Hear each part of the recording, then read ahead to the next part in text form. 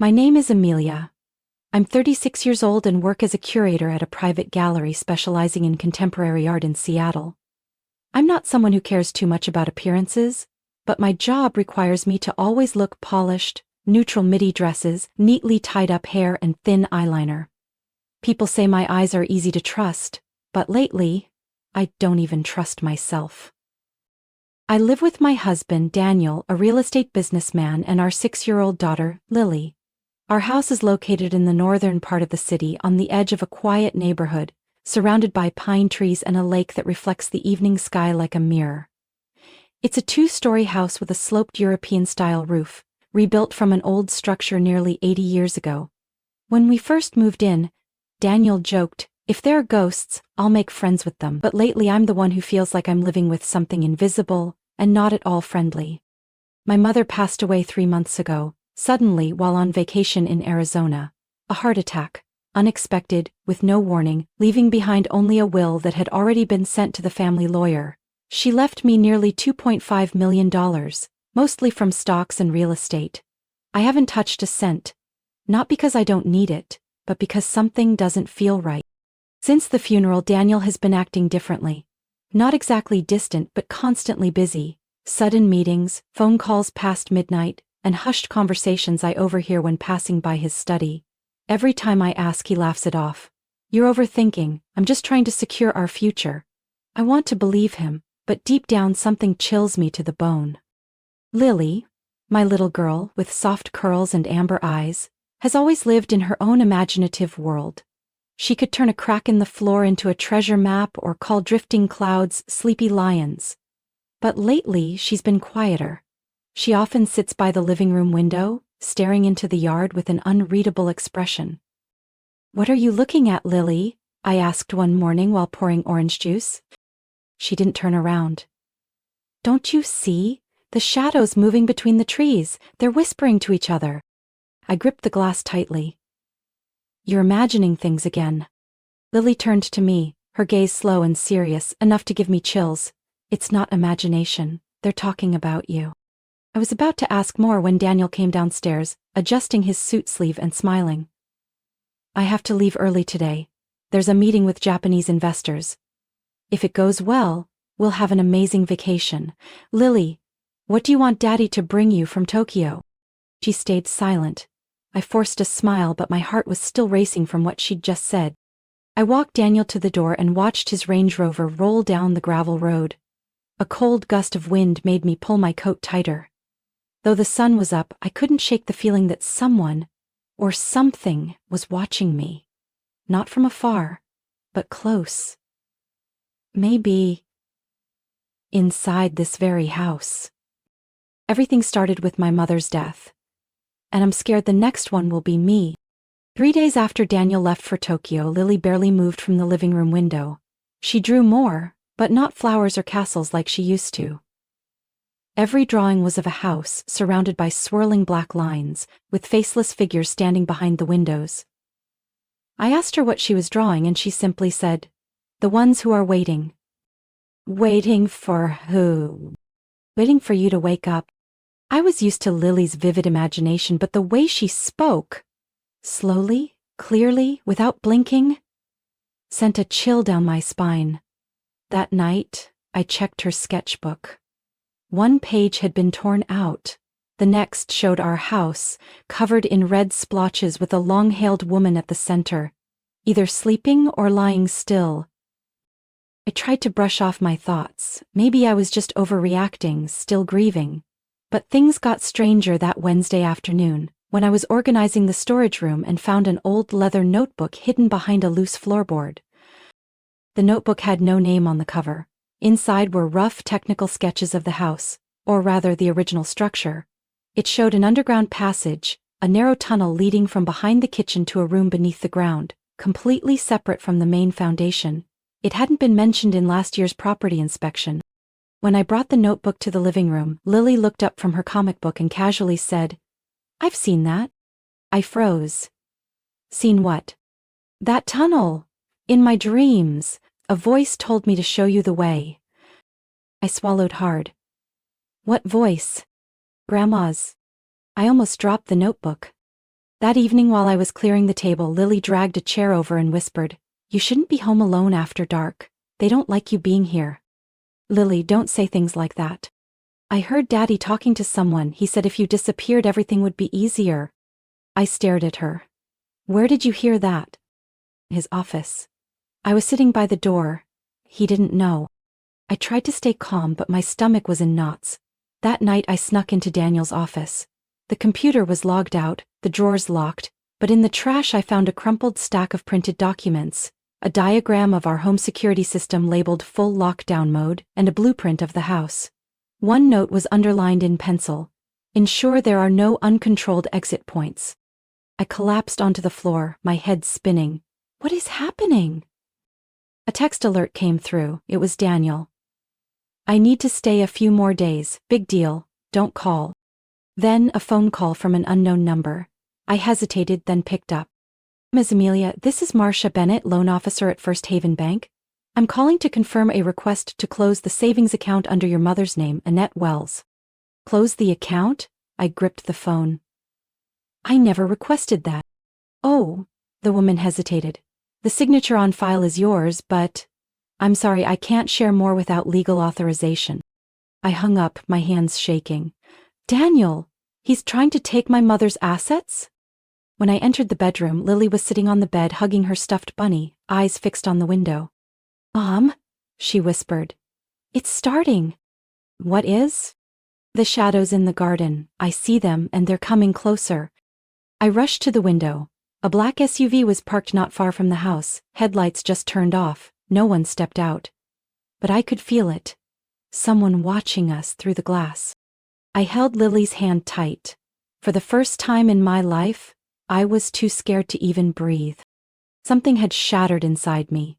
Trust, safety, the feeling that this house was once a sanctuary.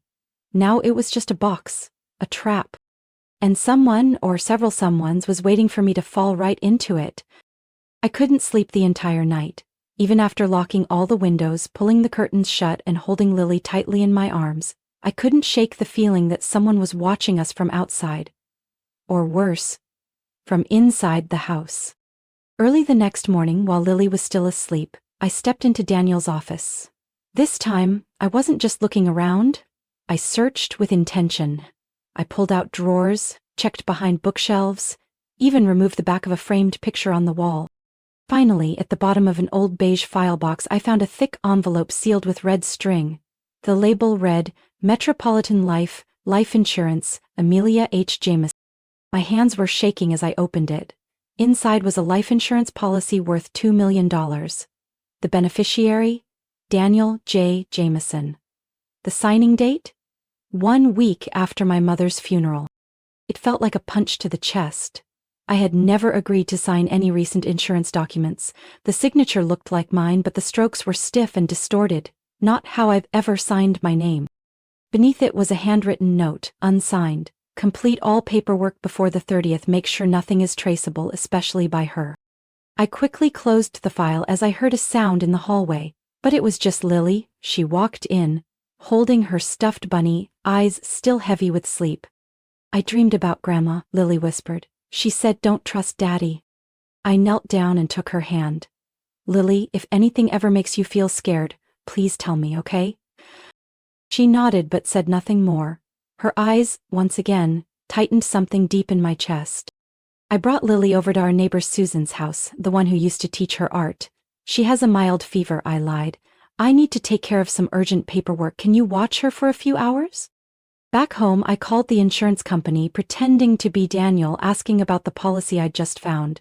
After a few basic verification steps, worryingly just his birth date and the last digits of his social security, the employee confirmed. "Yes, the policy has been activated. All benefits are now under verification status, in the event of disappearance or unexplained death."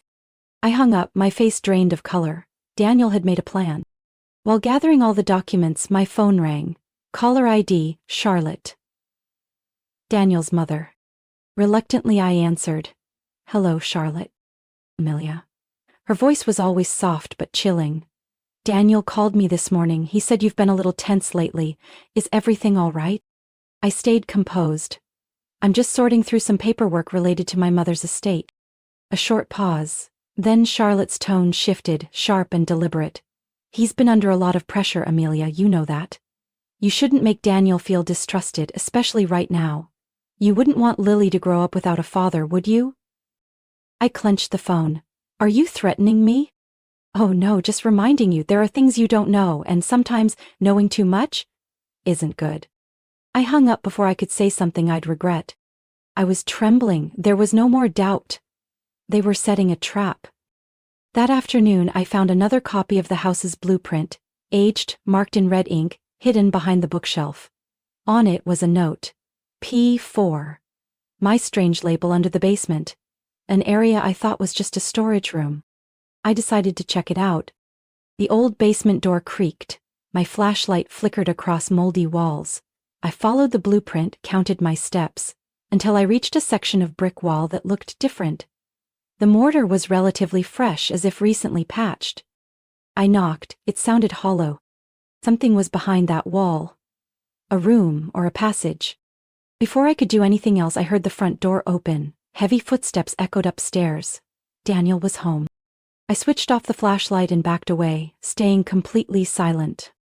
His voice floated down, calm and eerily steady. Amelia, where are you? I brought something for Lily, and there's something important we need to talk about.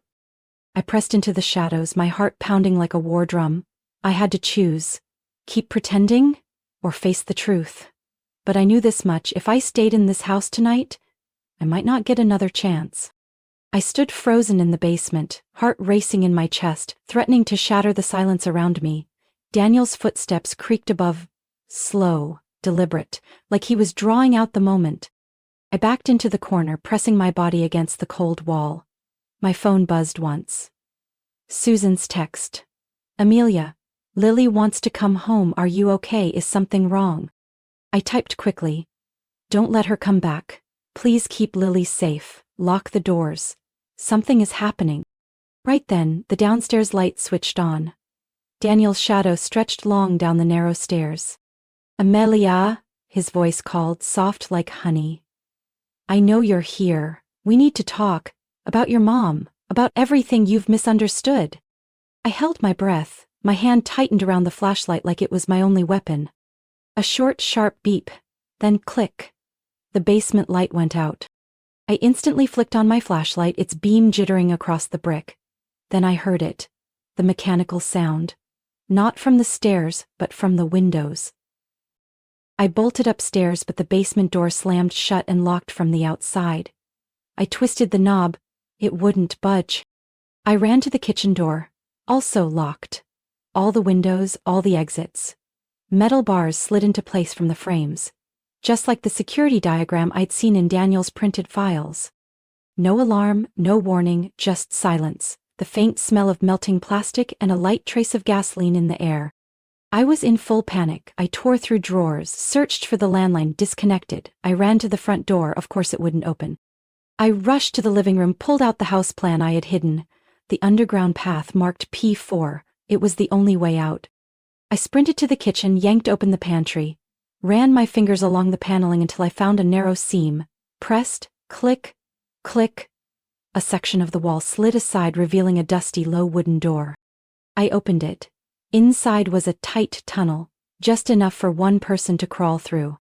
My heart was pounding wildly, but I had no choice. I grabbed the flashlight and crawled in. The air was thick, musty, with the smell of rotting wood.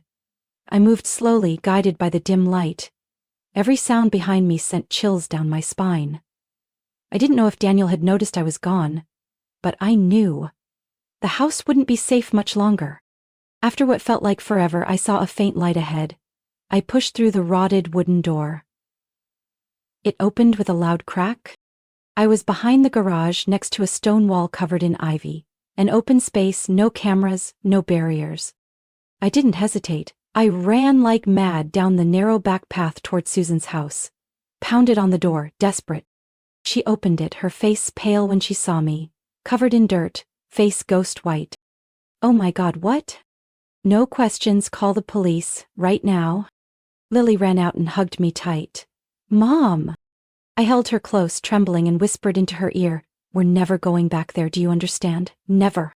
Susan called the police. I handed them everything: insurance evidence, security system prints, Daniel's files, the audio recording I captured days earlier. Meanwhile, from Susan's window, I watched my house catch fire. Flames roared from the basement, then spread across the ground floor. The smell of burning plastic reached even her living room. Lily buried her face in my shoulder, whispering, "I saw it in my dream, Mom, but this time, we got away." I couldn't look away from the blaze consuming every memory. For the first time in months, I felt alive. But I also realized my so-called husband was willing to do whatever it took to make me disappear into the ashes. I sat on Susan's couch, wrapped in a blanket, arms still around Lily. My mind was a storm of shock, rage, and disbelief. The flames outside still reflected through the window. Fire had swallowed everything. Our home, our memories, and the lies that had lasted too long. The police arrived just minutes after Susan called. A female officer named Harper entered, professional but not cold. "Miss Amelia Jameson?" "Yes. We received calls from neighbors and the fire department. Your house is gone. But there's evidence this wasn't an accident. Can you start from the beginning?" I gave them everything I had: the fake life insurance policy, photos of the altered security system, copies of the notes I found in Daniel's office, and the recording on my phone, Daniel's voice telling someone to make sure nothing is traceable. The officer flipped through each document, her expression shifting from doubt to growing alarm. "You said you were locked inside. Who has access to the security system?" "Daniel Jameson, my husband. He said he was on a business trip to Tokyo, but I'm sure that was just a cover." Harper nodded. "We'll review all financial transactions, traffic cams, and check for any exit records, but to be thorough, I'll need to talk to Lily. Do you consent?" I looked at my daughter. Lily sat quietly beside me, not crying, not afraid. Her gaze stopped me cold. "You ready, sweetheart?" She nodded softly, then walked over to the small table to sit across from Officer Harper. "Lily," Harper asked gently, "did you hear anything strange from your father? Or notice anything unusual around the house?" "Daddy was on the phone," Lily whispered. "I was eavesdropping behind the door. He said, if Mommy disappeared, everything would be his. Then he said, just make it look like an accident." Harper stopped writing and looked up at me. "She's very clear. Was anyone else involved?" Lily nodded. "Grandma Charlotte? She called Daddy too. I saw him smiling when he talked to her." Harper let out a breath. "We'll issue a summons for her investigation." That afternoon, police executed a search warrant at my mother-in-law's house, Charlotte Jameson's, located just over 15 minutes from mine. There they found a file of investment plans under my name, forged power of attorney documents, and over $80,000 in cash hidden inside a safe. At the same time, Daniel was located at a gas station near the Oregon border, driving a silver SUV. Not a company vehicle, but a rental car with fake registration. In the trunk were stacks of crisp cash, a fake passport under the name Andrew Simmons, and a printed route plan to Canada. When arrested, he said only one thing: "I was forced. This was all my mother's idea." Charlotte was arrested that same night. She refused to answer questions and only repeated coldly, "I did everything for Daniel. He's the one who was misled." I wasn't surprised. Daniel had always done whatever his mother told him, but he wasn't innocent. Together they had built an elaborate plan to make me the next unfortunate accident, all to get their hands on my mother's inheritance and start a new life without me. What chilled me the most was how prepared they had been. House blueprints, the insurance policy, the altered security system, the destruction of evidence, every step had been calculated. If it hadn't been for Lily, I might have been nothing more than a name on the morning news. After signing off on the case files, Lily and I were taken to a safe witness hotel, a small room with a window overlooking a quiet lake. For the first time in weeks, I didn't hear metal doors locking or quiet footsteps behind me. Lily lay beside me, still clutching her stuffed bunny. "Mommy," she whispered, "do you think they'll come back?" I kissed her forehead. "No, they can't hurt us anymore. The police are here. Everything will come to light." Outside the window, the sun was setting, but inside me, another kind of sun had just risen, one of hope, of justice, and of a new beginning. I was no longer a woman who trusted blindly. I was a mother who had learned to fight, for truth and for her daughter. The trial of Daniel Jameson and Charlotte Jameson began Monday morning in the largest courtroom of King County Courthouse, Washington State. The gallery was packed with reporters, curious residents, and former colleagues of Daniel's from the real estate industry. But no one stood up to defend him. His reputation, the perfect husband, a refined businessman, crumbled during the very first hearing. I sat in the witness box gripping my mother's old bracelet, heart heavy.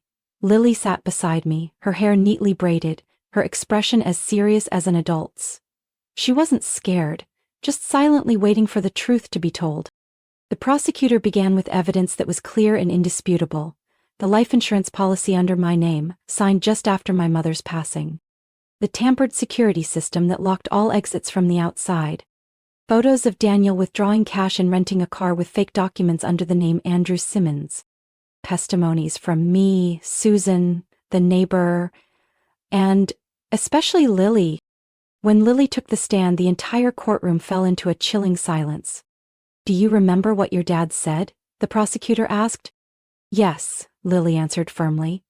"I heard Daddy say, as long as it looks like an accident, no one will suspect anything. Then everything will be mine." "Are you sure?" Lily nodded. "I was standing right behind the door. He didn't know I was there." Across the room, Daniel lowered his head, unable to look at his daughter. The defense tried to spin a different story: that Daniel was financially overwhelmed, that Charlotte coerced him into the plan, that he had suffered emotionally after his mother-in-law's death. But they had nothing to counter my mother's journal, found after the fire, hidden in an old drawer in her storage shed. In one entry she had written, "Daniel keeps urging me to invest in his business, but when I ask for financial statements he dodges. I suspect something's wrong. I'm worried about Amelia, he's too confident." That journal entry was the final blow. The prosecutor closed with a powerful statement to the jury. Daniel Jameson didn't just attempt to end his wife's life. He was prepared to turn his 6-year-old daughter into an unknowing witness. This plan was supported by his own mother, Charlotte Jameson, who was willing to sacrifice anyone to give her son a fresh start built on another family's fortune. After 3 days of deliberation, the jury delivered their verdict. Daniel Jameson, 15 years in prison for attempted arson, conspiracy to harm a family member, and use of forged documents. Charlotte Jameson, 8 years in prison for conspiracy and falsifying financial records. When the sentence was read, Daniel said nothing. He only lowered his head. But for the first time during the entire trial, Charlotte screamed, "This is all your fault. If you'd done it right, I wouldn't be sitting here." Daniel turned to her, his voice ice cold. "You didn't force me to sign the policy. You didn't lock the doors. That was my hand." The man who once held my daughter so gently now sat slumped in a gray prison jumpsuit, eyes empty.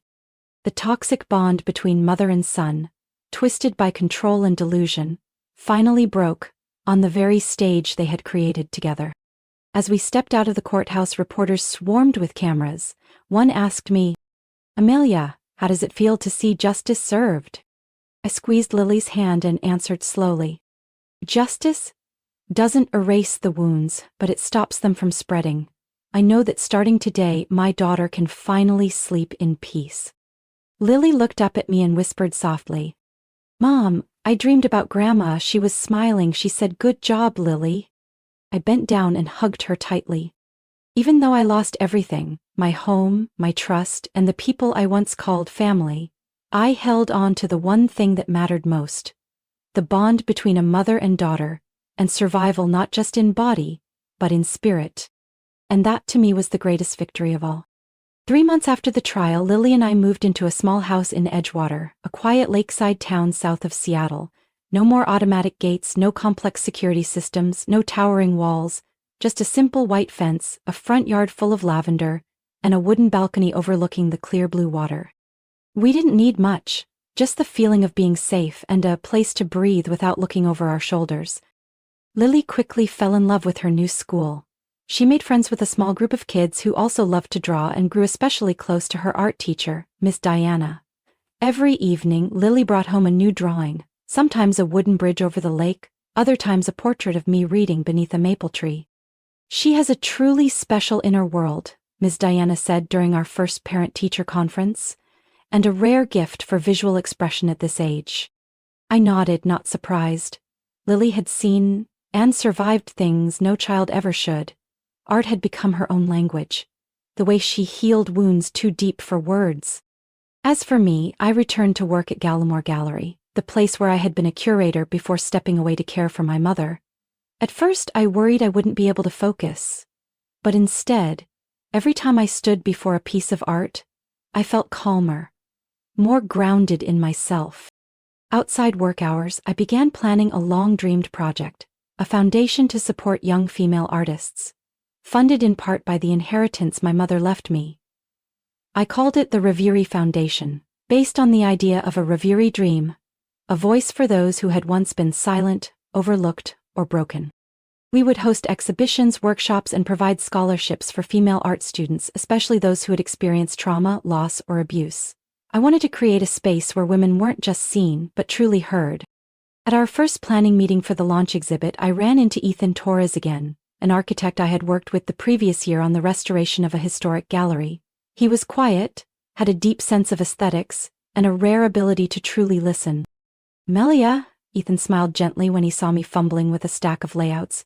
"If you're trying to rebuild faith in the world, don't start by trying to raise every beam on your own." I laughed for the first time in days. Maybe he didn't know his words had touched something soft inside me, a place long shattered but still unwilling to give up hope. That evening, while Lily was drawing on the living room floor, I sat beside her, flipping through the Reverie Foundation materials. "What are you drawing?" I asked. "You, me, and Grandma," Lily answered, eyes still on the page. "We're standing in a museum full of paintings. I'm the one who drew them, you're the one who hung them, and Grandma, she's the one shining the light." My throat tightened. She had no idea what those words meant. Or maybe she did, more than I ever realized. A cool breeze drifted in from the open window, carrying the scent of lavender from the garden. I looked at Lily, then up at the creamy white ceiling of our new home. And for the first time, I wasn't afraid of the night. I didn't know what lay ahead, but I knew one thing. From now on, I would write this life myself. No more secrets, no more control, and no one else deciding my worth. I am Amelia Jameson. And I survived. Not to hide, but to rise. On Christmas afternoon, snow began to fall softly outside the window. Flakes landed gently on the wooden roof, dusting the balcony in a thin white layer. In the small kitchen of our lakeside home, the scent of cinnamon and melting butter from a freshly baked apple pie filled the air, blending with the soft jazz playing from the corner speaker. I was setting the table when Lily ran in from the living room, holding a small gift box wrapped in handmade green paper. "Mom, I made this for you." I sat down, took the box from her little hands, and gently untied the ribbon. Inside was a small wooden frame, holding a drawing Lily had made. 3 people sitting by a fireplace. Me, Lily, and a tall man with soft, curly, dark hair. I recognized Ethan immediately. "What were you thinking about when you drew this?" I asked, meeting her serious gaze. "I was thinking, this is family," Lily said slowly. "I know it's just us, but when Mr. Ethan's here, it doesn't feel empty. It feels warm." I stayed quiet. Outside, the wind brushed snowflakes against the glass. Lily's words echoed inside me like an answer to a question I'd never spoken aloud. "What is family, Mom?" she asked again, her voice softer. "Dad used to say it's about blood, but I don't think that's right." I lowered my eyes and placed the frame on the table. "Family," I began, "is where there's care, protection, and unconditional love. Not everyone with the same blood deserves that role. Family is the person who makes you feel safe, lets you be yourself, and never makes you afraid to ask for a hug." Lily nodded and smiled. "Then, we already have a complete family."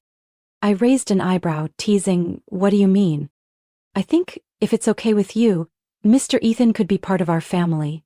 I'm not saying you have to marry him or anything, but if he were here every night, I'd be really happy." I laughed. "Whoa, what if I told you I've been thinking the same thing?" Her eyes widened. "Really?" "Really?" Just then, there was a knock at the door. Ethan stood outside holding a bouquet of white roses and a large paper bag. He wore a thick wool coat, a gray scarf wrapped around his neck, and his eyes lit up when he saw me. "You didn't forget about tonight, did you?" he asked. "I brought chocolate cake from your favorite place." I let him in. Lily ran over and hugged Ethan, like it was the most natural thing in the world. The room seemed to glow brighter, effortlessly. We had dinner by candlelight beside a small tree that Lily had decorated with paper ornaments she made herself. Afterward, Ethan told a story about being forced to sing in a reindeer costume as a kid at a Christmas pageant. Lily laughed so hard she nearly fell off her chair, and I cried from pure joy. When the clock struck 9, I tucked Lily into bed. Before falling asleep, she turned to me and asked, "Mom, will we still be here next year? We won't have to move again, right?" I stroked her hair and whispered, "No, this is our home, Lily, our real home. And no one can make us leave?" I squeezed her hand. "No one can take this place away from us anymore." Lily closed her eyes, a peaceful smile spreading across her face. I turned off the light and quietly stepped out of the room. Downstairs, I found Ethan by the fireplace holding a mug of hot cocoa. He turned and looked at me, his eyes softer than any words. "I never thought I'd find a place like this," he whispered. "But maybe? Family isn't something you're born into. Maybe it's something you choose." I nodded, and held on to. I walked over and leaned into him. The firelight flickered against the wall like a heartbeat. Snow continued to fall outside, but inside that little house there was warmth, peace, and a quiet promise.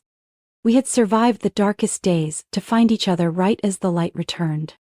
A new beginning, not perfect but truly ours. Amelia's story isn't just about escaping a dark plot.